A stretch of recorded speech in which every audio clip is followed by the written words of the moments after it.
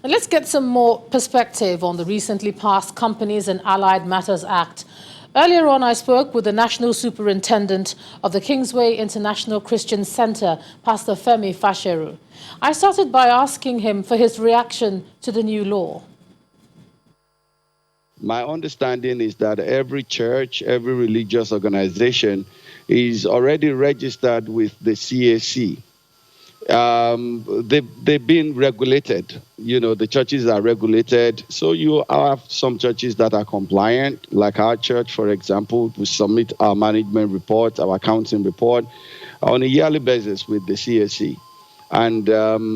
But however, with this calmer direction, it's going to create problems for the government itself in terms of, is the government ready to be able to handle the responsibility that comes with it?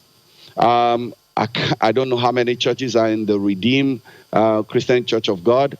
How many churches are there in CAC, the Apostolic Church, Cherubim and Seraphim, Celestial churches all over Nigeria? Do they have the workforce to be able to manage all these churches all over the country? That's number one problem that this Kama could create for the government itself. And also on the church side as well, this is the church ready for it? The relationship between the government and the churches at this point in time, in terms of their trust, the trust that the church has in the government, unfortunately, it's not in credit at the moment. It's a trust deficit relationship. So somebody is saying, is this a way for the government to control the churches while the churches should be regulated? But What is your biggest challenge with specific sections of the act, beyond saying that, some people have gone as far as saying that perhaps they're trying to snuff life out of the church. We heard from the registrar of the CAC today to say that that is not the case. What provisions are your biggest challenge at the moment? At the moment, when you talk about sacking the trustees for suspicion of misconduct, and replacing them in the interim with interim managers. Who will constitute the interim managers? What will be the extent of the involvement of the interim managers?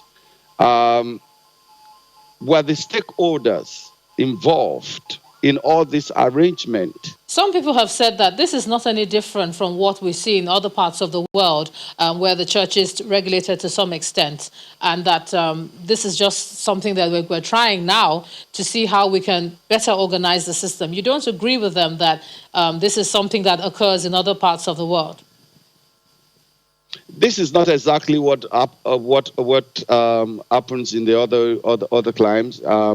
As you know, our church in the United Kingdom had gone through this with the charity commissions in the UK, where they felt that there was misconduct. So they came in with the interim managers. The interim managers were only restricted to things that has to do with governance. They were not involved in the issues of spirituality at all. And at the end of the day, when they found out that there was no misconduct whatsoever, they left and handed over the governance of the church back to the church.